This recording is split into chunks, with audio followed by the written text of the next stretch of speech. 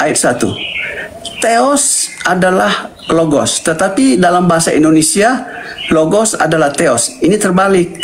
Jadi termasuk juga ya telah menerjemahkan tidak sesuai dengan bahasa asli. Yang benar bahasa asli, terus kamu yang Tuhan menerjemahkan adalah aslinya gitu. tulisan. Kamu Karena ahlinya. logos itu adalah tulisan. Kamu ahlinya Ya. gitu maksudnya.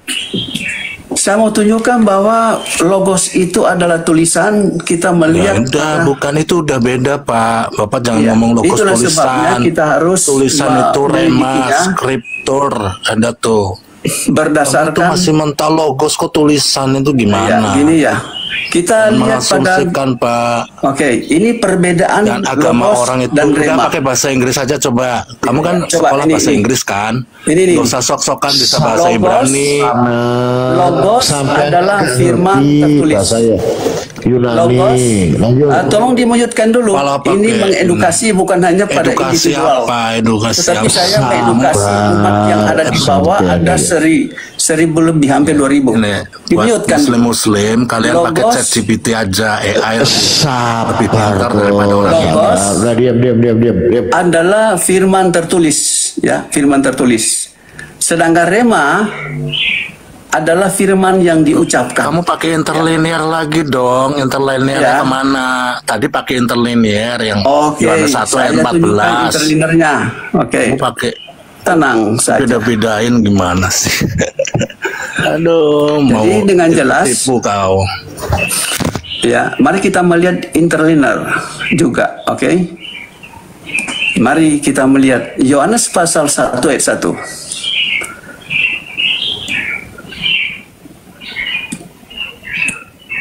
Nah, kita langsung searching pengertian logos, ya.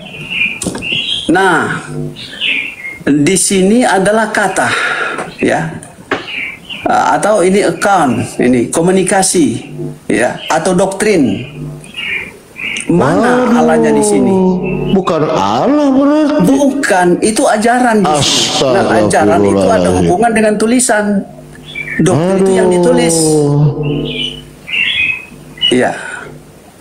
Nah, itulah untungnya orang bisa berbahasa Yunani dan terjemahkan Bible itu lewat bahasa asli serta ya interlinear, Bible interlinear. Kita akan membuktikan kebenaran pandangan Islam itu. Linear Pak, Ya, bukan linear. benar. Linear. Sama aja kamu tuh banyak protes kok. Sama saja. Nggak ngerti kok. Ya. Ya, sama saja. Oke. Jika Anda membantah, Anda telah membantah Bible Anda, ya. Ya, sudah saya jelaskan, boleh. Gak usah, kamu gak ngerti bahasa Yunani, gak ngerti kamu. Udah diam. Ngerti, kamu nggak ngerti. Ngapain? Kamu pakai Ya, bahasa nggak Inggris ngerti. aja coba. Coba dansa dumek. Gak usah, ini originalnya. Ya, bahasa Inggris, Oke, coba oke. pakai bahasa Inggris. I speak English ya, I interpret. Ya, ya boleh. So, Ya. you tell me, tell us about your English. Yes, but please you ask about English because Yes, I'm always communicate in English. Communicate. Okay, before I will show you about John chapter 13 verse 13 ya. Saya akan tunjukkan Anda Yohanes pasal 13 ayat 13 berdasarkan Bible Ya, yang itu searah dengan pengakuan bahasa Tuhan asli, kan. ya. Pengakuan Tuhan Mari itu kita melihat di sini. mengaku. Ya. Itu Bible apa? Oh, oke, saya tunjukkan Bible apa. Tolong, Ini ya. Lembaga Alkitab Indonesia Jakarta. Ya, ini oleh Lembaga Alkitab Indonesia. Ya, tahun 2000. Nah, ini berdasarkan bahasa asli karena di Jangan balik buru-buru sini dong Pak, adalah bahasa judulnya Yunani, itu sini judulnya bahasa dulu, ya Indonesia. judulnya Oke. dulu. Buru-buru amat. menyebut Sabar kamu dan Pak Slamet hubungan. kok rewel amat sih. Saya baru lihat sih Memang Alkitab begitu, baru sepatutnya lihat, coba lah pengen lihat. demikian karena aku adalah guru dan junjungan. Mana Tuhan di waduh. sini? Junjungan ini loh. Waduh. Ya, kamu tahu Kalau Anda tidak Tuhan itu percaya- dari mana? Iya, junjungan Tuhan, junjungan memang Iya. begitu. Terus Kalau apa Anda salahnya tidak percaya, junjungan? saya tunjukkan Bible yang satu Percaya ini. junjungan itu, Bapak tahu junjungan Sabar itu apa? dulu. Sabar Selamat dulu. sabar. Saya Sampai ini nih. adalah pendeta yang menginjili para Pendeta. pendeta-pendeta. Silahkan Ya. klaim begitu, silahkan. Ya, kalian ini Yohanes pasal 13 ayat 13. Kalian panggil aku guru dan tuan. Ya ini. Iya, memang Tuhan itu. Dan Waduh. kalian memang benar. Ternyata Tuhan. Tuhan ya. Iya. Tuhan pakai huruf besar kan. Sabar Saya dulu. bukan lagi Bible yang satu ini. Iya, nggak ini ada Bible masalah. Tuhan, tunjungan, apa masalahnya? Cetakan atau terbitan yang diterbit oleh Lai yang paling terakhir. Ya.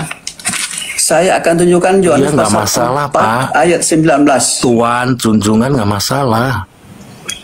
Kata Masalah di mana? perempuan itu kepadanya, Tuan ini, Tuan. Iya, Nyata sekarang padaku bahwa engkau seorang nabi.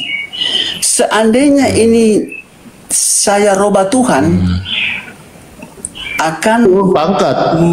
memiliki pengertian yang sangat membingungkan. Misalnya, Tuhan, nyata sekarang padaku bahwa engkau seorang nabi. Masa Tuhan seorang Lord nabi? itu memang Tuhan, junjungan. Masalahnya apa? Iya.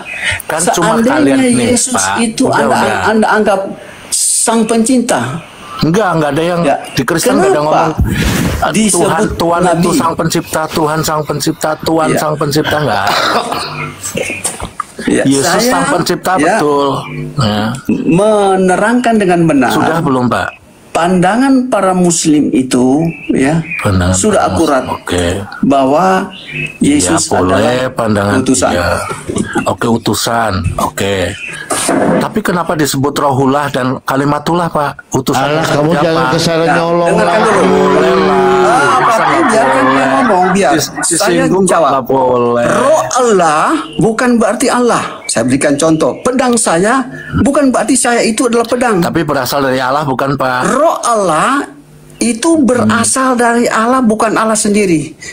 Kalimatullah Iya, kalimatullah, itu iya. kalimat yang keluar dari Allah. Kemudian, iya. Kalimat Allah, Jelaskan, firman Allah, ya. Bukan jelaskan berarti apakah ada Allah nabi? itu sendiri, ya. Oke, iya Mari itu kita roh Allah, melihatnya. iya boleh. Kalimatullah, rohullah itu diakui kan, cuma Oke, saya disematkan tunjukkan, kepada ya. Isa Al-Masih kan?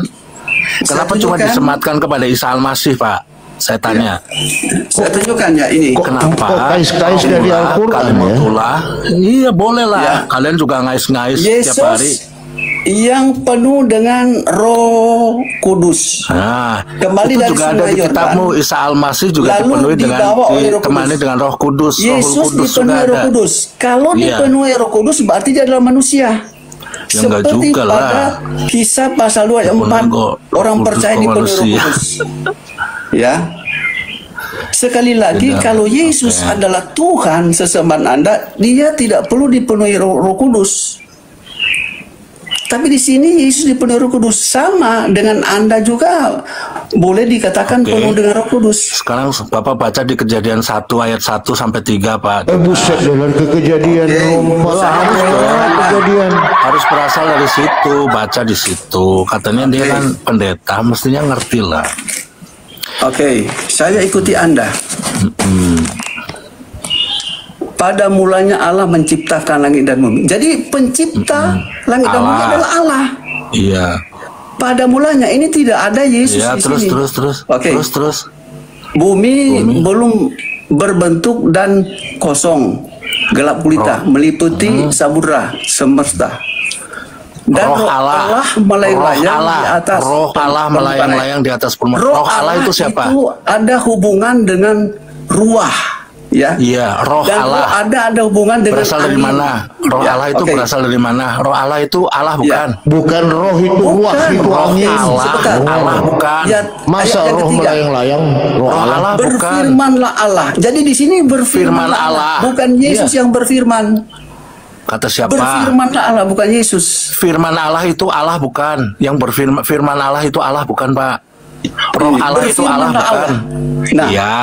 Sekarang saya tanya Pak, firman Allah itu Allah apa bukan? firman Allah keluar daripada mulut Allah, lalu Iya, keluar dari ditulis mulut oleh Allah. para nabi-nabi. Ya, Firman Allah itu keluar bisa dari mulut Allah. Disebutkan tulisan. Itu berarti Ya. kekal apa tidak Iya. sifatnya?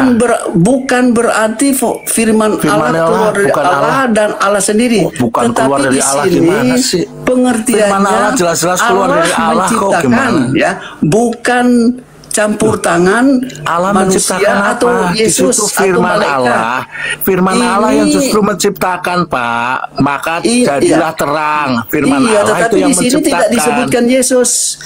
firman Allah yang menciptakan? Loh, iya kan menciptakan itu jadilah terang. Ucapannya keluar Siapa? daripada Firman pikiran Allah. Allah sendiri. Ya, Ya, bukan firman campur tangan manusia, bukan campur tangan malaikat, tetapi keluar Iya, daripada mulut keluar dari Allah, pikiran ya betul. Allah. Artinya apa? Pikiran Allah keluar dari Allah itu artinya Allah. Buset, jadi gila. Ya, Tuhan keluar bisa saja pikirannya. begitu, tetapi bukan Yesus di sini.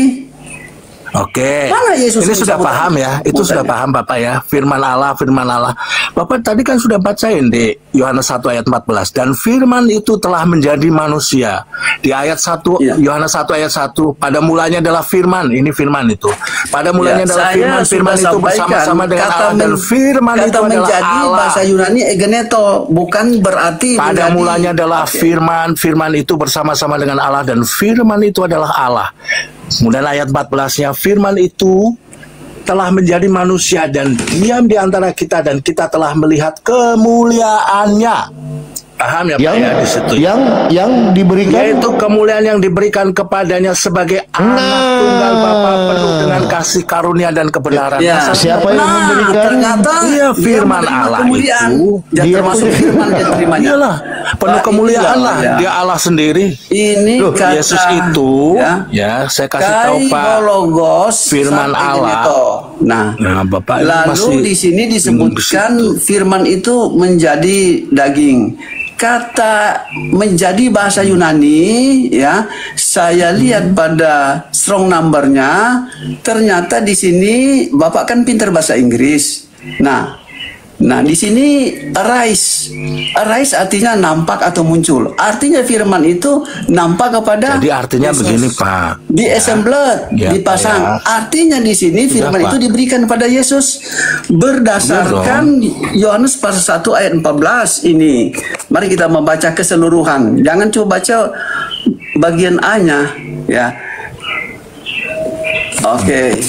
Kita kembali Ganti kok kembali Bapak. lagi, bingung ya. Ya, kembali Ya udah lagi dibacain karena Bapak lagi memutar 1 ayat balikan 14 ini. tuh. Tidak Memutar boleh balikan diputar apa? balikan ini. Kata Nah, di siapa? sini Kamu yang disebutkan, boleh. Kalam itu telah menjadi manusia lalu tinggal di antara kita dan kita telah melihat Itu jelas kan, kemuliaannya, yaitu kemuliaan kalamullah yang telah menjadi diterimanya. manusia tuh kalau bahasa Jadi Arabnya kemuliaan yang kalamullah diterimanya itu apa? telah menjadi Firman manusia. yang diterima oleh Yesus Kalamullah. berdasarkan kata menjadi arise Dia menjadi atau manusia nampak memang. di 19 Lahir diberikan sebagai manusia, sepenuhnya atau dipasang. manusia, tetapi Oke, punya begitu. sifat keilahian, Oke, ya. Pak. Yesus itu punya Saudara-saudaraku, sifat keilahian. ya, ternyata kebenaran Islam itu nyata. Kebenaran Betul, Islam yang mana? kebetulan. Ya. Tapi Gembala, saya mau Kebenaran melanjutkan Islam yang ada di saya. dalam diri Isa Disambung. Al-Masih. Ambil lagi tadi Gembala. Ya udah, berarti Tuhannya Kalimatullah, selamat, Rohullah. nabinya orang Islam gitu loh. Jadi kau Tuhan kan nabinya orang Islam, gampang kok. Emang siapa duluan? Siapa duluan? Antara agama Islam dan Kristen siapa duluan? Apakah Yesus adalah Isa, Nabi Isa? Hah? Dimaksudkan diceritakan untuk itu. Banyak yang Apakah percaya. Yesus adalah Nabi Banyak Isa? yang percaya Yesus itu adalah Apakah Isa, Yesus adalah Yesus. Nabi Isa? Kamu tanya truth lah, belajar dari truth. Apakah Yesus adalah Nabi Isa? Kamu belajar dari truth. Enggak, menurut Bukan, kamu, Pak. saya nggak mau nanya Ini. truth. Kamu aja, apakah Yesus adalah Nabi Isa? Ya, gini Pak ya, Isa Al-Masih itu Apakah cerita- Yesus adalah Nabi Isa? Isa Jawab dulu. Al-Masih itu manusia suci. Apakah Dan Yesus adalah Nabi lebih Isa? pantas itu kalian Jawab dulu, puja-puji, selamat yang gak kalian lebih selamat, pantas kamu jangan puja-puji ngawur. gitu. Apakah Kalian Yesus pantas adalah Nabi puja-puji. Isa? Yesus bukan Nabi Isa. Ya udah, ya ngapain Yesus. kok? Kayak dari Yesus situ itu. loh. Ini ya.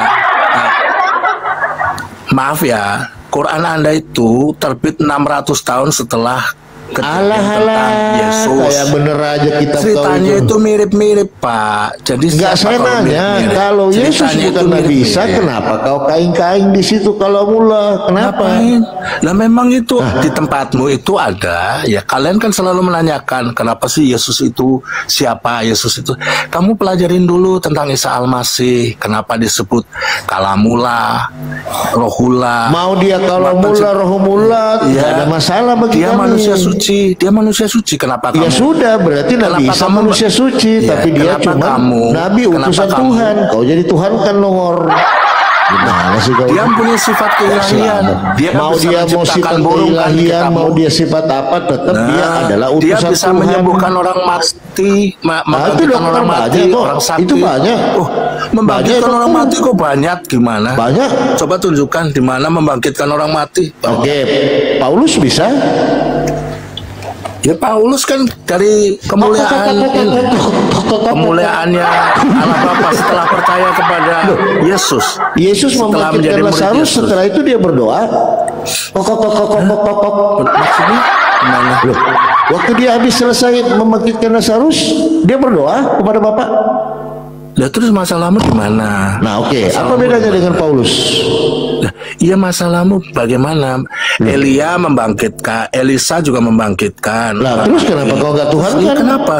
Kenapa kau nggak Tuhan kan? Kenapa? Karena yang suci itu hanya Yesus. Kata Manusia siapa? suci itu hanya- Kata siapa? Cuma Yesus Kata yang kitamu suci. juga, kata kitamu juga. Lain. Nah, lain. Lain. Isa Al-Masih juga ngomong gitu. Loh, Isa Al-Masih berarti kau disucikan, percaya Isa Al-Masih? Dia ini mau kemana, ada Hos? cerita. Giliran kepepet dia lari ke Isa Al-Masih, giliran enggak dia lari ke Yesus. Gimana kau ini? Nggak ada Tidak yang subjektif ceritanya dia kalau itu, kalian diskusi. itu Tidak subjektif, lari-lari. Kita kan ngomong subjek yang ini aja. Oke. Oke, Nih, menurut Al-Quran, Yesus Isa tidak disalib. Nah, kamu percaya yang mana? Hah? Nah, Kau percaya itulah mana? diselewengkannya cerita yang Enggak, yang kau percaya di itu. mana? Nih, Adibas itu bukan orinya itu Adidas, Pak. Kau percaya mana? Yesus itu disalib orinya, atau tidak? kisah Yesus itu orinya. Selamat ya nggak selamat, nggak usah kau ambil Kayak kiri gini, kanan. Pak. Sekarang Yesus disalib atau tidak? Kisah Abraham dengan kisah Eh, Ibrahim kisah Abraham. diselewengkan juga di Udah, kitab kau turun, kalian. nggak ada ilmu kau. Iya, nggak ada ilmu Nggak kau. ada ilmu, turun. Giliran kepepet lari ke Isa. Selamat Assalamualaikum. atasmu. Assalamualaikum warahmatullahi Terima kasih wabarakatuh. Kak ini. Waalaikumsalam. Ini ada Pak Alam Sanai Bau Ai, Pak Pendeta ini. Ya, malam Pak Nai Bahu. Selamat pagi Pak. Oh iya, udah pagi nih Pak Angon. Dan bisa beda pagi dan siang ini. Udah dari kemarin kita pelayanan soalnya nih, udah lupa. Ya, silakan Pak Nai Bahu, apa yang mau diskusi santai ini dengan Pak Angon? Yang diperebutkan rupanya dari tadi saya lihat sibuk terus ribut. Masalah firman. Oh firman. Ya kan kita sudah sama-sama tahu ajaran Alkitab dengan Al-Quran itu kan bertolak belakang. Kenapa harus diributkan? Gini Pak Lamsen, berkali-kali Bapak mengatakan sampai tidak saya suka. Artinya Bapak tidak ingin adanya ketidaknyamanan gitu kan, atau ada keributan. Tetapi keributan di muka bumi ini baik Pak, selama kita benar-benar belajar mengambil hikmah dari perbedaan itu. Bukankah kita meyakini Pak bahwa masing-masing kita akan diminta pertanggungjawaban, dan pertanggungjawaban itu hanya ada satu entitas yang akan meminta pertanggungjawaban itu. Mustahil Tuhan Bapa mempertanggungjawab Bapa Tuhan. Saya nggak mungkin begitu Pak. Hanya satu Tuhan yang pasti akan meminta pertanggungjawaban. Apakah Tuhan yang dianggap oleh Tuhan oleh Pak Lam? Allah yang akan mengadili kita semua. Nah perdebatan harus kalau misalnya lihat Pak. Mungkin begitu. Jadi kita lihat dulu. Sudah jelas Tuhannya Alkitab itu dengan Tuhannya Al-Quran itu ajarannya bertolak belakang, kisahnya pun berbeda. Ya biarlah seperti itu Al-Quran, seperti itu Alkitab. Jangan digunakan Alkitab menyalahkan Al-Quran, dan jangan juga Al-Quran digunakan untuk menyalahkan Alkitab, karena memang sudah bertolak belakang dari sononya. Perbedaan itulah Pak saya bilang tadi, memicu otak kita, pemikiran akal budi kita untuk mau mempelajari itu. Simpul Bapak bagus, betul Pak, kita berbeda. Itu kesimpulan Bapak, kesimpulan kami demikian. Iya, saya setuju. Kita mari sama-sama kita mempelajari Alkitab dan mempelajari Al-Quran. Tapi jangan kita saling menyalahkan. Terima kasih. Ya pasti ada yang salah lah Pak. Di mata Bapak kitab kami harus salah, agama Islam kami harus salah, Rasul kami Nabi Muhammad di mata Bapak harus salah. Di mata kami pun demikian, mohon maaf ya, ini kan kejujur-jujuran kita. Di mata kami apa yang Bapak imani pun salah. Tuhan yang Anda Tuhankan salah, kita yang Bapak harus salah, kan begitu. Sehingga apa? Perbedaan inilah yang menjadi kita hari memicu diri. Iya betul Pak Ngon. Tapi jangan kita memaksakan ini yang betul, itu yang betul. Ya memang sudah begitu dari sononya. Jangan dipaksakan, harus ini yang betul. Begitu saudara. Iya, saya sepakat Pak. Tapi untuk hal adanya diskusi, jadi kan bukan berarti tidak boleh diperdebatkan kan? Diperdebatkan lah. Toh akhirnya kan juga banyak kan orang yang murtad menurut versi Bapak, menurut ya. Juga banyak orang yang mualaf menurut versi kami. Artinya Pak, artinya pemikiran pergolakan ini terjadi loh Pak. Bagus ini. Iya betul, betul. Saya mau. Tapi jangan buat jadi keributan. Kita belajar sama-sama saja. Oh kamu salah, ini salah, ini. Kita baca bersama-sama. Gitu. Betul. Terima kasih. Ya itu makanya tadi yang saya lihat juga gitu kan. Ketika ada obrolan yang sedang dari Pak Slamet ya, perwakilan dari kekristenan. Ketika dia kepepet, dia menggunakan dalil Al-Quran, kan lucu. Emang dalil dari kekristenan nggak cukup gitu kan untuk mempertahankan, membentengi diri dari sama juga. Janganlah Islam menggunakan Alkitab untuk membenarkan ajaran, mendukung ajaran Al-Quran, karena memang itu bertolak belakang. Ada kalimat, betul Pak, ada kalimat dari Nabi kami ya mengatakan, bahkan Quran mengatakan di Al-Quran kami menyebut nama-nama ya kitab-kitab sebelumnya. Di Al-Quran kami selain Al-Quran juga ada Taurat, Injil, Suhuf, Jabur gitu kan. Artinya ada kitab-kitab di masa lampau yang diturunkan oleh entitas yang sama. Gitu Pak. Nabi-nabi contoh, selain Nabi Muhammad juga ada Nabi Isa, ada Nabi Musa, ada Ibrahim, ada Nuh. Gitu. Saya melihatnya justru disinilah kalau kami konsisten. Nabi-nabi Allah ini mereka membawa jalan kepada Tuhannya. Kitab-kitab ini menuntun mereka kepada Tuhannya, kan gitu. Artinya kebenaran itu ada pada kitab-kitab tersebut. Iya. Jadi kita beda dong. Dengan... Beda nggak dengan Bapak mungkin kalau saya pertanyakan? Iya. Bapak akan menganggap kitab sebelumnya salah, tidak tepat lagi, tidak benar lagi. Nabi-nabi yang sebelumnya salah, tidak benar, tidak tepat lagi. Kan begitu keyakinan Bapak. Artinya ada semacam ketidakkonsistenan. Seakan-akan surga itu hanya dari milik Bapak saja.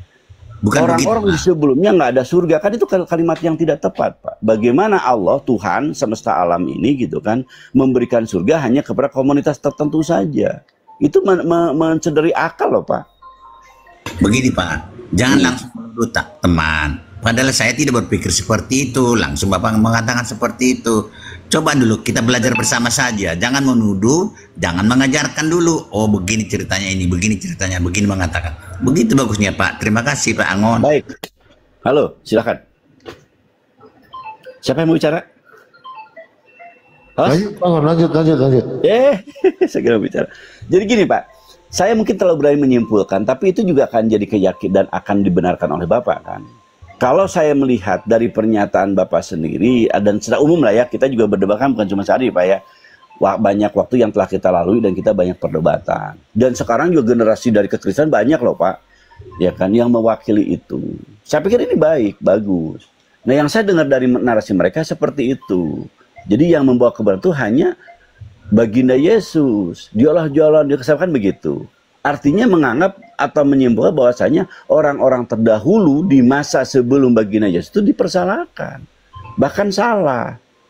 Maka besar kasih kan itu kalimatnya. Maka besar kasihnya cinta dia kepada alam semesta, kepada manusia, maka dia harus menjadi manusia. Ini kan seakan-akan dia tidak kasih dan tidak cinta kan kepada orang terdahulunya. Iya Pak Angon, tapi kan bukan itu yang menjadi pegangan kita. Yang menjadi pegangan kita dan akan kita pelajari adalah Alkitab atau Al-Quran, bukan perkataan orang itu. Kalau orang itu salah, ya biarkan saja mereka salah. Tapi yang kita pegang adalah apa ajaran Alkitab dan apa ajaran Al-Quran. Terima kasih Pak Angon. Oh berarti, ya betul, terima kasih. Berarti Bapak meyakini bahwa ucapan mereka tidak terwakili dengan kitab sucinya Pak ya? Bukan berangkat dari kitab suci. Manusia itu kan macam-macam cara berpikirnya. Apakah bisa diyakini pernyataan Pak Lamsen sekarang mewakili kitab suci? Ya tidak. Mari kita sama-sama belajar. Saya juga bukan orang pintar, ya. Saya juga tidak tahu apa-apa. Belajar bersama-sama. Dan saya tidak berani menyalahkan Pak Angon dan tidak berani menyalahkan orang itu karena memang begitu pendapatnya. Bagaimana kata Alkitab? Itu yang perlu. Bagaimana pendapat Al-Quran? Itu yang perlu kita pelajari, Pak Angon. Seperti yang saya sampaikan, betul Pak. Seperti yang saya sampaikan tadi di Al-Quran kami, bahwa yang turun kepada Nabi kami itu namanya Allah itu adalah dia yang pernah turun juga atau menurunkan para nabi-nabinya, mengutus para nabi-nabinya. Jadi ada perjalanan manusia sejak dari Adam sampai ke kan beberapa generasi terjadi kan, gitu. Beberapa zaman terjadi. Nah masing-masing zaman tadi generasi ada orang-orang yang menunjuki kepada jalan kebenaran. Hemat saya begitu Pak. Jadi bukan cuma Nabi Muhammad loh yang masuk surga itu gitu kan. Orang-orang terdahulu pun ada yang masuk surga. Siapa? Mereka-mereka yang ketika diturunkan Nabi dan utusan Tuhan, mereka segera gitu kan mengikuti apa yang diarahkan oleh Nabi dan utusan Tuhan itu. Tentunya berdasarkan kepada kitab suci yang datang dari Tuhannya. Kami meyakini itu loh Pak. Artinya apa? Kami konsisten.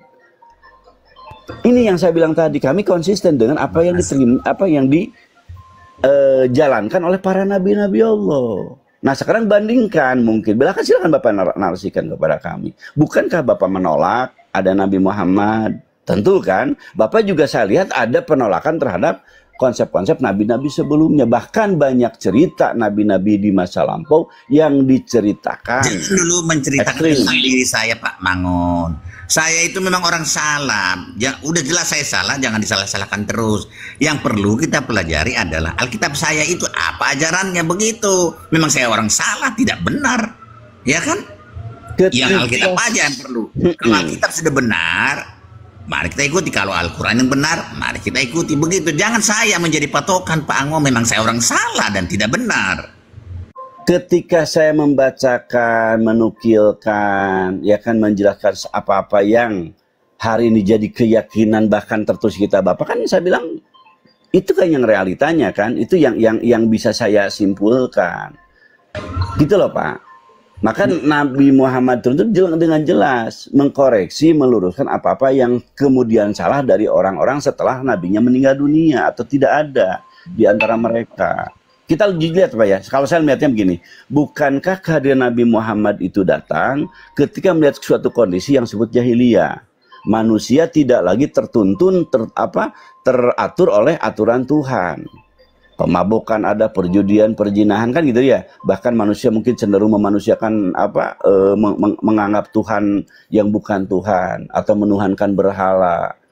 Di sana turunkan seorang Nabi Muhammad. Demikian juga di baginda Isa. Kalau menurut konsep Islam begitu Pak. Dia diturunkan kan di zaman itu orang-orang Yahudi atau orang Bani Israel tidak lagi mengindahkan ketetapan-ketetapan Tuhan.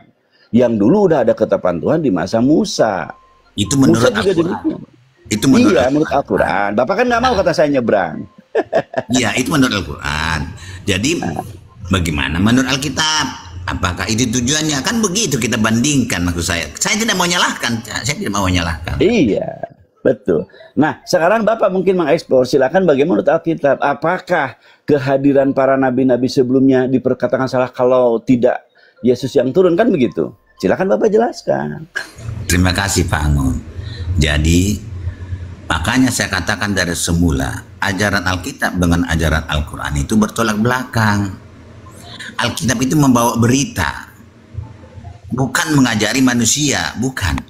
Membawa berita bahwa manusia ini mengalami kesulitan, kesakitan, banyak masalah, lalu mati, itu adalah akibat dosa.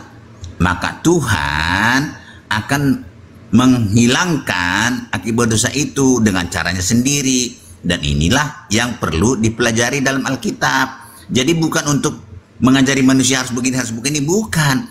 Tuhan yang datang ke dunia ini menyelamatkan manusia dari kematian kekal, dari kesulitan-kesulitan akibat dosa itu. Itu kabar baiknya. Maka Alkitab itu disebut kabar baik. Beda dengan Al-Quran. Tuhan menurunkan nabi-nabinya untuk mengajar manusia masuk mana tadi? Pak Angon yang tahu itu. Itu lebih baik. Terima kasih. Pertanyaan saya mungkin Pak, apakah Tuhan udah turun? Berarti kan gitu ya? Tuhan telah turun, kan diceritain gitu kan? Tuhan telah turun untuk menghilangkan itu. Pertanyaannya, bukankah kesakitan, rasa kecewa, sedih hati, kematian hari ini masih ada? Berarti turun yang di Bapak jelaskan kepada kami sesuatu yang bisa dikatakan bohong dong. Buktinya kesengsaraan ada, kita hadapi. Kekecewaan ada, kita hadapi. Bahkan kematian pun ada, kita hadapi. Oke, terima kasih Pak Angon. Itu pertanyaan yang sangat bagus, Itulah yang perlu dipelajari. Nah, dari pertama sekali manusia jatuh ke dalam dosa dan mengakibatkan kesusahan, kesulitan, dan kematian, Tuhan langsung turun ke dunia ini menemui Adam dan berjanji, udahlah, saya akan menyelamatkan kamu. Begitu janjinya tercatat dalam Alkitab. Sudah turun, tapi kan dan itu nggak ada imbasnya kan Pak?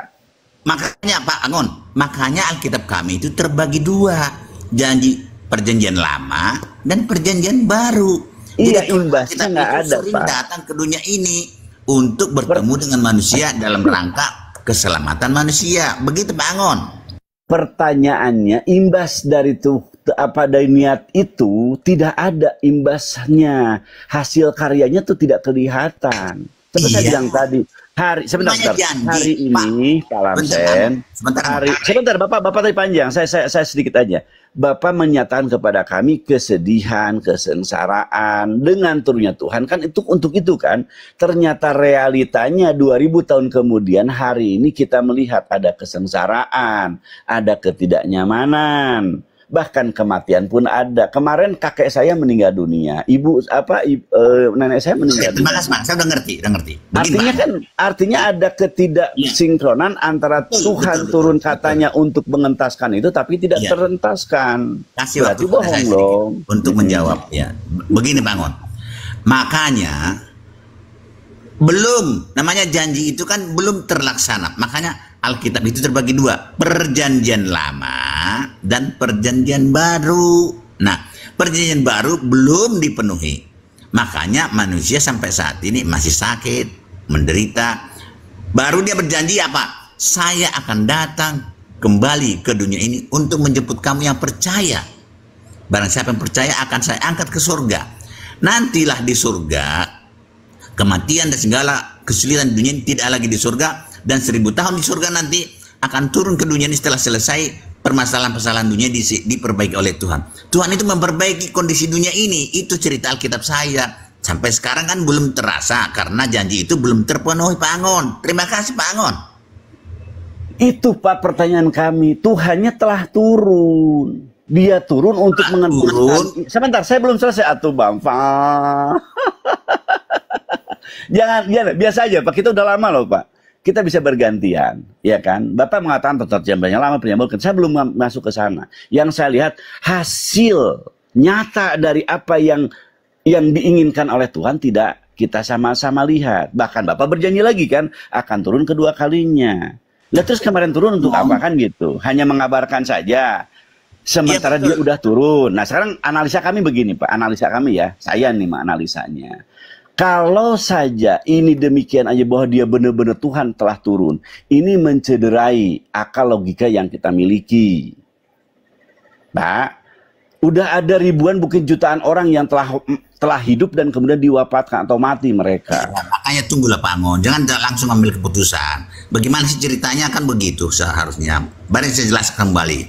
Begini Pak Angon, waktu Adam berdosa, Tuhan itu langsung turun ke dunia ini, memberikan janji kepada Adam. Nanti berkata kepada keturunan nanti akan, saya akan datang untuk menggantikan kematian dan kesulitan ini. Nah, dia telah datang menjadi manusia, yaitu manusia Yesus sebagai manusia. Dia telah menggantikan kematian itu dan sudah dibayarkannya tuntutan. Apa yang ada pada Adam ada sekarang ada pada kita loh, Pak. Bentar Pak, sebentar dong. Jangan bangun. Jangan begitu bangun. Belum selesai nanti kamu nggak ngerti, tanya lagi. Nah, dan dia telah melaksanakan janji itu, lalu dia berjanji lagi kepada murid-muridnya, sabarlah kamu ya, kamu harus mengikuti hukum Tuhan, jangan melanggar lagi. Saya akan datang akan pergi menyediakan tempat di surga bagi kamu orang-orang yang percaya dan melakukan segala perintah saya. Setelah itu saya akan datang kembali ke dunia ini untuk menyelamatkan kamu dari dunia yang penuh sengsara ini. Lalu dibawanya, setelah dia datang nanti, ini ceritanya, ini belum terlaksana nih. Setelah dia datang ke dunia ini, diangkatnya lah orang-orang yang percaya itu kepada Yesus yang melakukan segala perintahnya ke surga selama 1000 tahun, dan dunia ini diperbaiki. Setelah selesai perbaikan dunia ini, turunlah nanti umat-umatnya itu di dunia ini kembali seperti ciptaan semula, tidak ada kesulitan, tidak ada sengsara, dan tidak ada kematian. Itu cerita Alkitab saya. Terima kasih. Nah, gantian ya Pak ya. Bapak, saya mempercaya Bapak untuk banyak lembak. Jadi begini Pak, analisa kita itu cerita yang Bapak buat dan kemudian ingin supaya kami memahami itu kan. Ada kalimat yang percaya, yang menerima dan percaya, kan gitu. Konsep itu Pak, konsep yang kami terima dari para nabi. Saya jelaskan kepada Bapak. Nabi Muhammad mengatakan bersahadat, berarti kan menerima dan percaya kan. Yang menolak neraka. Mereka udah hidup zaman Rasulullah. Ada yang menerima, ada yang menolak. Berarti zaman Rasulullah pun ada terjadi pembagian manusia. Manusia menerima, tentunya mereka akan masuk surga. Manusia menolak, masuk neraka. Di zaman sebelumnya juga demikian, Pak. Para nabi diturunkan. Yang menerima surga, akan masuk surga Tuhan. Surga yang sama seperti orang-orang tadi zaman Nabi Muhammad. Yang menolak neraka yang sama seperti orang yang menolak Nabi Muhammad. Di zaman Musa juga begitu. Orang-orang yang datang kepada orang-orang yang didatangi oleh Musa, yang menerima, yang selamat masuk surga kelak, yang menolak masuk neraka. Nah, konsep ini konsep yang berketerusan. Artinya apa? Artinya kalimat yang datang kepada Bapak tentang Nabi Isa ini atau Yesus ini konsep Nabi berarti. Yang menerima dia surga, yang menolak dia neraka. Ini konsep yang linier, Pak. Artinya Tuhan tidak mencela-mencela dalam ketetapan dia. Besok, Pak, anak Bapak, anak saya, cucu Bapak, cucu saya, sama dikasih kesempatan yang sama. Yang beriman kepada nabi-nabi Tuhan, dia selamat. Yang menolak nabi Tuhan, mereka sengsara. Ini permainan, kenapa batas itu ada dimiliki kan? Saya punya batas, Pak Remsin punya batas, anak saya punya batas umur, cucu Pak langsung juga punya batas umur. Mereka hidup hari ini bagaimana, itu yang kemudian menentukan kehidupan mereka. Tidak akan mungkin kesalahan mereka dibebankan kepada orang lain. Kekeliruan mereka ya dirinya sendiri yang akan menjadi resiko itu, Pak. Ini konsep yang datang dari Islam. Di mana kita hari ini harus mengikuti ketetapan Tuhan. Ketetapan Tuhan udah ada sejak dari Adam itu diadakan. Contoh yang saya terima sejak dari awal, silahkan kamu hidup di surga ini. Ya kan, dengan makan minumnya, tapi kamu jangan deketin itu. Ada perintah, ada larangan. Anak cucu Adam juga demikian. Cicit Adam begitu. Sampai kepada kita ya begitu. Artinya Tuhan tidak mencela-mencela. Perjanjian lama tadi Bapak sebutkan kepada kami. Ketetapan Tuhan loh Pak. Tidak layak saya menganggap bahwa perjanjian lama itu perjanjian hanya untuk zaman masuk. Tidak benar. Itu perjanjian lama, perjanjian dari Tuhan untuk manusia pada zaman itu. Tentunya itu harus ada korelasi dengan perjanjian kita sekarang ini. Maka Quran begitu banyak mengambil kembali atau ditegaskan kepada Tuhannya. Mencuri potong tangan di Quran kami ada, di Taurat ada. Jinah dirajam di Quran kami ada, di Taurat ada. Gigi ganti gigi di Quran kami ada, di tempat itu juga ada. Artinya ketetapan Tuhan itu ya begitu Pak. Permasalahan kita hari ini, dulu Nabi Muhammad mampu menegakkan, sekarang kami tidak mampu menegakkan. Berarti yang keliru itu saya. Kenapa? Karena kita belum sepakat untuk sama-sama melaksanakan ketetapan Tuhan. Ajaran Bapak kan demikian kan, dilarang mabuk, judi, zina, membunuh, berbohong, berdusta, kan dagang dengan yang tidak benar. Itu jelas loh Pak, ketetapan dari Tuhan. Tapi hari ini kita kadang-kadang kita sedang tidak mengikutinya. Tetapi bagusnya dalam Islam, ada yang ditetapkan oleh Tuhan yang mampu kita kerjakan sekarang, banyak. Sholat, zakat, puasa, berhaji, tidak berbohong, kan ada kita lakukan. Artinya kita sedang melaksanakan ketetapan Tuhan. Walaupun belum keseluruhannya, maka nanti kita berharap akan ada entitas lain yang ingin dan akan melaksanakan ketetapan Tuhan secara sempurna. Bukan berarti kita nggak sempurna kita apa? Karena kemampuan kita ada nilai surga bagi kita. Ada nilai salah, maka nanti ada timbangan. Timbangan itu berlaku kepada siapapun, kapanpun, dimanapun. Begitu Pak Lamsen. Halo? Terima kasih, saya Anyut. Begitu ajaran Al-Quran Pak Angon ya, saya tidak menyalahkan itu dan saya tidak akan ajarkan ajaran Al-Quran itu karena itu adalah ranah Pak Angon. Jadi yang saya bisa beritahukan adalah ajaran Alkitab saya. Begitulah ceritanya Alkitab saya. Di Alkitab saya itu sudah ada ketetapan Tuhan, yaitu 10 perintah Tuhan itu bukti bahwa kita percaya kepada Tuhan. Lalu dia laksanakan itu. Itulah bukti keyakinanmu, bukti bahwa kamu percaya kepada saya. Barang siapa yang percaya kepada saya, nanti akan saya angkat ke jemput dan saya bawa ke surga. Di surga pun nanti menurut Alkitab loh Pak Angon, hanya 1000 tahun. Diperbaiki dulu dunia ini, semua unsur-unsur yang tidak baik dilenyapkan, dan setelah bagus maka umat-umatnya nanti akan turun ke dunia kembali. Begitu Pak. Masalah kisah-kisah Musa, kisah-kisah Nabi di Alkitab dan kisah dan ajarannya memang tidak sama dengan kisah Musa dan ajarannya yang di Alkitab, beda. Maka saya bilang Alkitab sudah seperti itu, Al-Quran seperti itu, biarlah Al-Quran seperti itu, biarlah Alkitab seperti ini. Jangan kita saling menyalahkan. Terima kasih Pak Angon. Sekali lagi Bapak tidak ingin dipersalahkan. Bukankah salah benar itu milik Tuhan? Tuhan yang mengatakan ini salah, Tuhan yang mengatakan ini benar. Kita ini tidak bisa benar dan salah menurut pemikiran kita. Maka cara Tuhanlah atau kehendak Tuhanlah ditentukan salah dan benar. Kita semua sepakat itu loh Pak. Sebentar, saya komentari lagi ya Pak ya. Ketika kita melihat ada kitab suci yang mencederai akal kita, dan kemudian Tuhan pun, akal ini datang dari Tuhan Pak. Yang kemudian dengan akal ini kita melihat sesuatu, menilai sesuatu. Akal nih, akal Pak kita bicara. Kalau Tuhan turun, akal bicara. Bukankah Tuhan itu maha mulia, maha agung, maha hebat? Dia turun menjadi manusia, hilang nggak? Kehemahaan itu hilang. Oh berarti kalau begitu akal ini menolak. Bagaimana saya akan membenarkan konsep di mana Tuhan turun menjadi manusia dengan berbagai kelemahan, dengan berbagai ketidakkuasaan. Akal yang kemudian mengatakan tidak.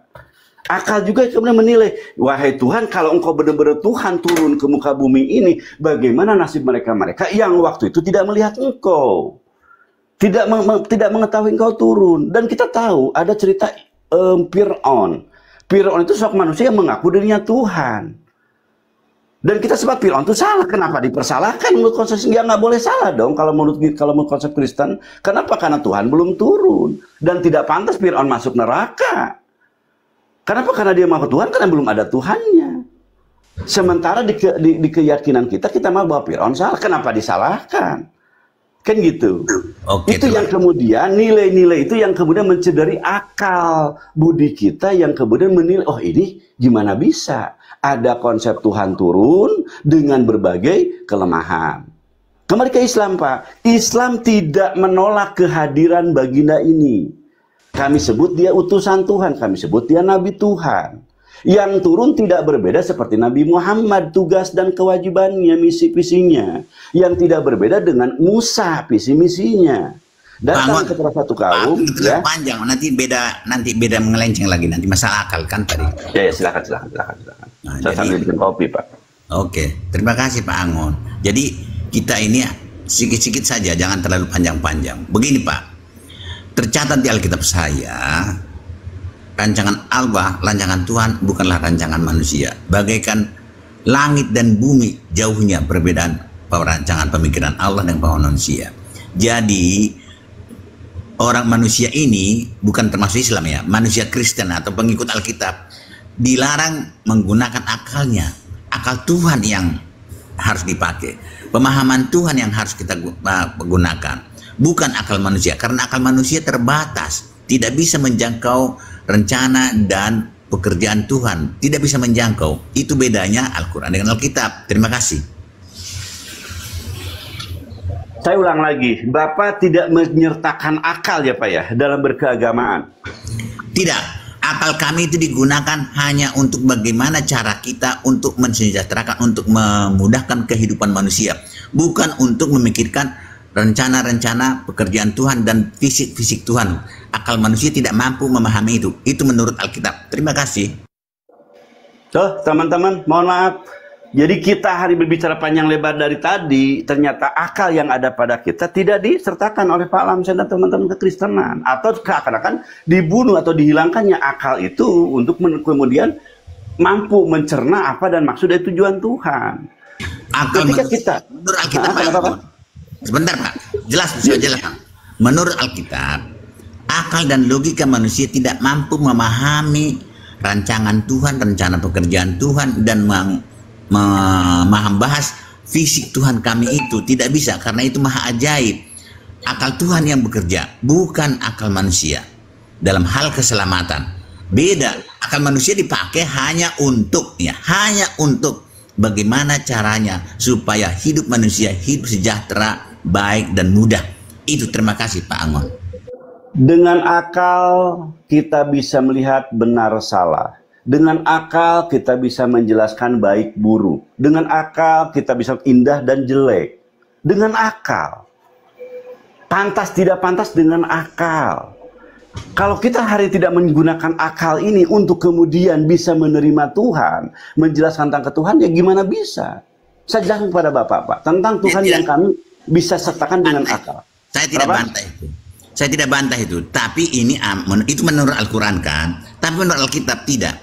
Hanya Tuhan yang bisa menentukan benar salah. Akal manusia tidak bisa menentukan itu benar itu salah dalam hal keselamatan itu. Jadi akal manusia di stop, jangan pakai itu untuk membahas tentang rancangan pekerjaan Tuhan. Tidak mampu manusia itu, dia mampu. Beda dengan ajaran Al-Quran. Ajaran Al-Quran mengatakan akal manusia harus bisa mengetahui salah tidaknya pekerjaan Tuhan. Kalau ini tidak bisa. Hanya Tuhan yang, hanya akal Tuhan yang dapat digunakan dalam hal pekerjaannya. Terima kasih. Baik Pak. Saya hormati ya Pak. Bapak kan menjelaskan seperti itu, saya hormati. Tapi saya juga akan mengetuk hati dan akal yang dimiliki oleh Pak Lamsen. Pertanyaan-pertanyaan saya tentang konsep yang kita terima dengan dua perbedaan ini, mau nggak mau akal kita menyertainya. Bapak kan nggak begini loh contohnya Pak. Bapak ini Bapak bagi anak-anak Bapak kan, seluruhnya itu anak Bapak di rumah itu. Di rumah ya katakan pada Pak Lamsen punya anak 10. Bapak itu adalah orang yang harus bertanggung kepada anak tadi.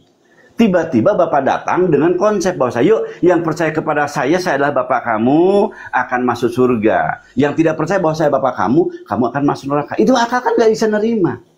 Lah ini Bapak bagi anak-anak kok ngomongnya begitu kan gitu. Tentunya kalau Bapak turun itu, Bapak bersikap atau bikin suatu kebijakan itu, yang pasti kebijakan itu akan menyelamatkan mereka semua. Udah anak-anakku semua kalian masuk surga. Itu kan akal yang kita bicarakan. Akal kita menolak ketika ada seorang bapak, benar-benar bapak tulen, dilahirkan oleh ibu yang satu, bapak yang satu, anaknya 10 ini, kemudian ada konsep yang mau nerima silakan. Ini kan akal nggak mengatakan tidak Pak. Tidak akan mengatakan iya gitu maaf.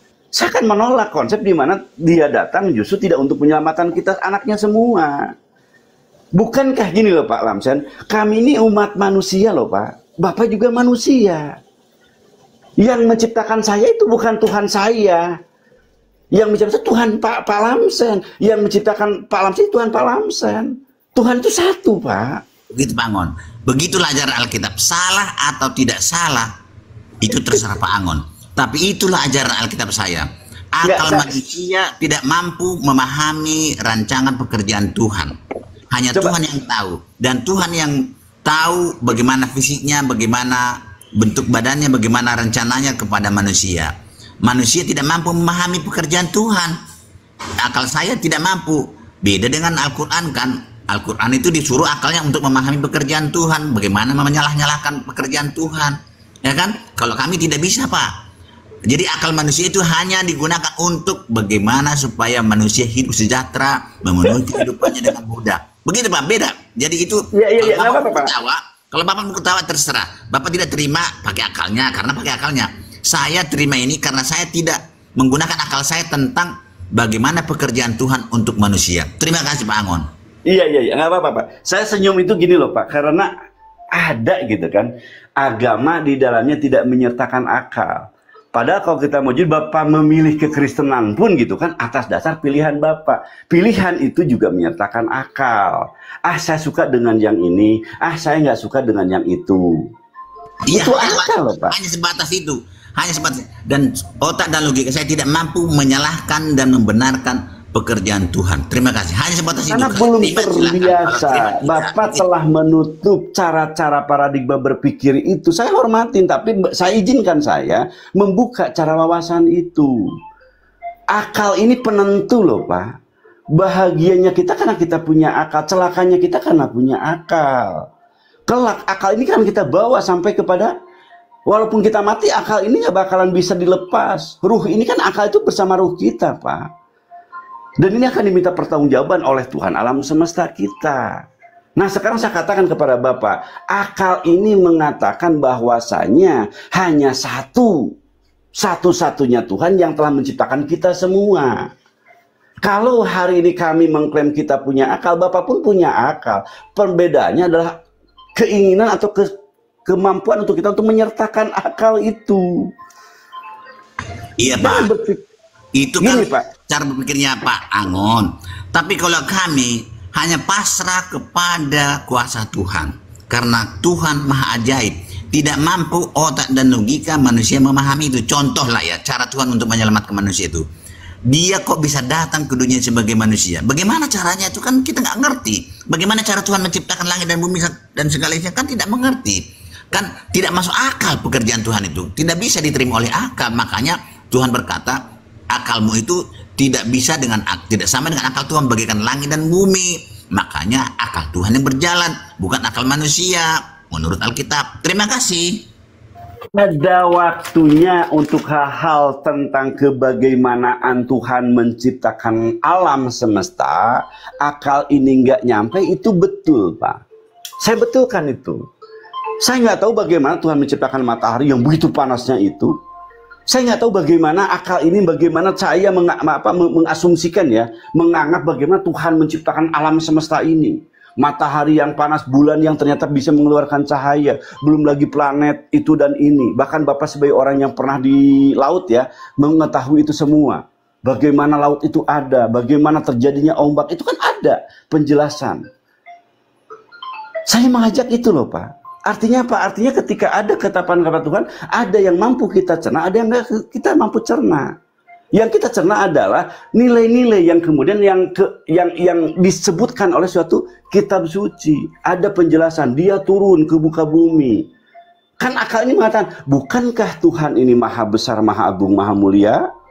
Dia turun kepada tempat yang sangat hina. Bumi tempat hina kan. Di dalamnya ada tai, di dalamnya ada kotoran, di dalamnya ada pemausan. Tuhan turun ke alam ini kan tidak akal ini tidak mengatakan iya. Nah sekarang turunnya dia dijelaskan dengan hal yang agak sedikit minus. Contohnya dia makan. Sebentar Pak. Tuhan makan, Tuhan minum, Tuhan lapar. Coba. Sampai di situlah dulu. Itulah yang tidak mampu kami jelaskan. Otak dalam kita tidak mampu memahami.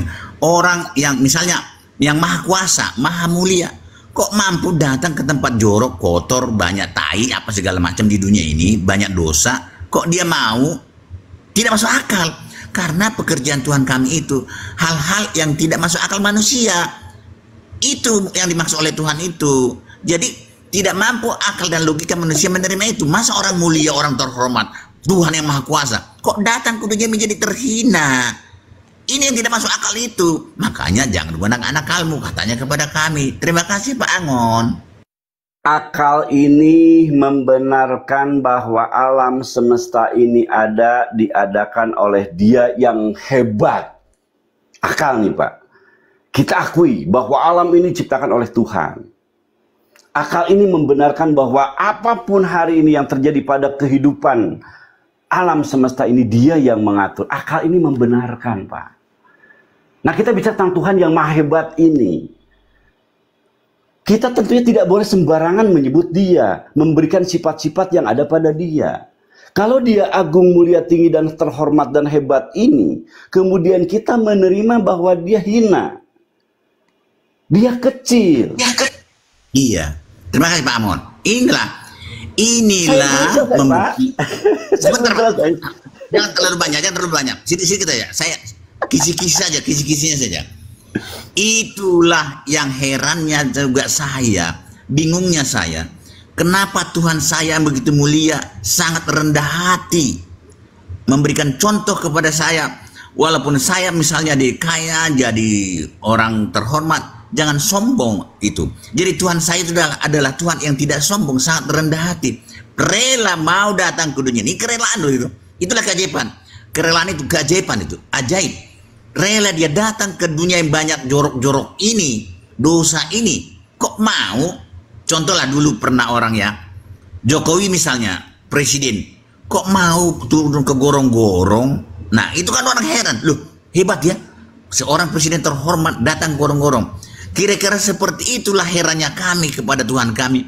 Kok mau Tuhan kami dari tempat yang mulia, yang sangat terhormat, datang ke dunia yang sangat hina ini, mau terhina. Inilah yang tidak masuk akal itu Pak. Saya aku itu tidak masuk akal itu Pak. Tapi itulah ajaran Alkitab kami. Itulah berita yang dibawa Alkitab kami. Saya tidak berani menyalahkan itu, menggunakan akal saya, karena akal saya tidak mampu untuk menyalah-nyalahkan itu. Terima kasih Pak Angon. Artinya ada tendensi keberpihakan kita kepada suatu kondisi, tapi kita menolak atas keberpihakan kepada sikap yang lain. Pemikiran Pak Lamsen bisa bijaksana, tapi Pak Lamsen tidak bijak sini. Pak Lamsen mengagungkan Tuhan, tetapi satu sisi juga Pak Lamsen sedang menghinakan Tuhan. Itu tidak dimasuk di dalam pemikiran kita, Pak. Datangnya Islam dengan konsistensi, sehingga nilai-nilai keadilan yang dirasakan oleh manusia adalah sama, sederajat, kemungkinannya sama. Dalam Islam begitu, Pak. Saya hakul yakin apa ya? Sebentar, saya belum selesai, Pak. Ya. Itulah ajaran Islam dan inilah kita. Itu ajaran Alkitab saya. Jadi maksud saya begini Pak Ngon, jangan kita salah-salahkan ajaran Alkitab lain, kitab-kitab lain dengan menggunakan akal kita sebagai standar kebenaran. Saya tidak mau seperti itu. Dan itulah memang begitulah ajaran kita. Pak Lamsen, bagaimana saya tidak bisa menyalahkan sementara akal ini telah menyertai kita. Akal ini ada bersama kita loh Pak. Bapak mengatakan Tuhan yang hebat ini terus kemudian hina. Lah gimana konsistensi Tuhan itu sendiri? Bapak menerima loh. Permasalahan itu kan Bapak menerima Tuhan yang hina ini. Kalau kami tidak. Kenapa? Karena konsistensi Tuhan itu yang hebat ini ya dia akan hebat. Nah sekarang kembali kepada cara untuk itulah manusia untuk kemudian. Belum selesai. Itulah perbedaan kita. Sabarlah. Saya udah berkali-kali mendengar ungkapan yang sama dari Bapak. Izinkan saya mengungkapkan sesuatu yang mungkin agak berbeda. Ya, bolehlah. Kenapa saya lihat kejumudan yang saya lihat dari cara berpikir Bapak. Berulang-ulang Bapak mengatakan, Bapak nggak sanggup. Nah, sekarang saya membimbing Bapak untuk kemudian akal ini sanggup untuk kemudian realistis. Juga sekaligus juga untuk kemudian agak mempertanyakan kebijakan itu. Ini Tuhan kita loh Pak. Tuhan Bapak itu Tuhan saya. Saya agak sedikit mengatakan tidak. Mungkin anak kita pun akan mengatakan tidak kepada suatu kebijakan yang kebijakan itu tidak menciptakan keadilan, ke rasa kenyamanan bagi semua. Saya katakan kepada Bapak, manusia siapapun yang pernah lahir di muka bumi ini, itu dia yang menciptakan. Tentunya dengan piranti yang sama. Mereka berhak mengenal Tuhan dan harus pada hakikatnya mengenal Tuhan. Tetapi ada yang mereka kemudian salah bersikap tentang Tuhan atau memposisikan Tuhan. Kita tahu di alam semesta ada orang yang menganggap sesuatu jadi Tuhan. Batu pohon ada otak mereka seperti bahkan sapi kejadian Tuhan ada Pak. Artinya akal ini kan, akal mereka seperti itu. Dan sekarang saya menemukan sosok manusia yang bernama Pak Lamsen ini yang juga berkonsep seperti itu. Artinya kan Bapak bisa mempersalahkan orang kan, karena mereka menganggap sapi itu sebagai Tuhan, atau Tuhan sebagai pohon sebagai Tuhan. Bapak bisa menyalahkan kan? Tetapi dalam waktu yang sama kita sedang melakukan sesuatu yang sikap yang sama. Goblok banget orang kok sapi dijadikan Tuhan. Goblok banget orang kok pohon jadi Tuhan. Tetapi dalam waktu sama kita juga telah melakukan kegoblokan itu. Apa konsep di mana manusia turun jadi Tuhan itu kan konsep kegoblokan diri. Kenapa? Nilai-nilai kehebatan dia yang kemudian kita rusak. Okay. Maka ada kitab di masa lampau mengatakan jangan sembarang menyebut nama Tuhan. Sifat-sifat Tuhan jangan dihinakan. Gitu loh Pak. Dan saya melihat itu ada dalam konsep yang Bapak imani. Cenderung Tuhan dihinakan, cenderung Tuhan dinistakan. Oke. Jangan terlalu panjang Pak, nanti saya bisa jawab. Terima kasih Pak Angon. Dari awal saya sudah katakan, Alkitab saya sudah membatasi. Jangan gunakan akalmu tentang pekerjaan saya, karya saya. Tidak bisa akal manusia. Karena kalimat ini udah diungkapkan ya, saya hitung. Kali Bapak ngomong begini. Kali Bapak ngomong begini. Nanti. Karena akal dan logika manusia tidak mampu memahami itu. Jadi Tuhannya Alkitab itu beda dengannya Tuhannya Al-Quran. Tuhannya Alkitab itu dan ajaran Quran itu juga berbeda. Jadi akal manusia itu tidak mampu memahami cara kerja Tuhan kami. Ya udah kita terima saja. Kita pasiflah dalam hal ini. Jangan kita menggunakan otak dan logika kita untuk menyalah-nyalahkan pekerjaan Tuhan dan ajaran Alkitab. Tapi kalau sesama manusia ya kita mungkin mampu karena manusia kan tidak maha ajaib. Kalau Tuhan itu maha ajaib, tidak mampu otak dan logika manusia memahami cara kerjanya, memahami rancangannya, tidak mampu. Itu sudah langsung dibatasi oleh Alkitab. Jadi otak dan logika saya tidak mampu memahami itu. Walaupun sekarang misalnya cara berpikir Bapak Angon dengan saya berbeda, ya sudahlah. Bapak Angon menyalahkan saya, mengatakan saya gila ini. Karena Alkitab juga mengatakan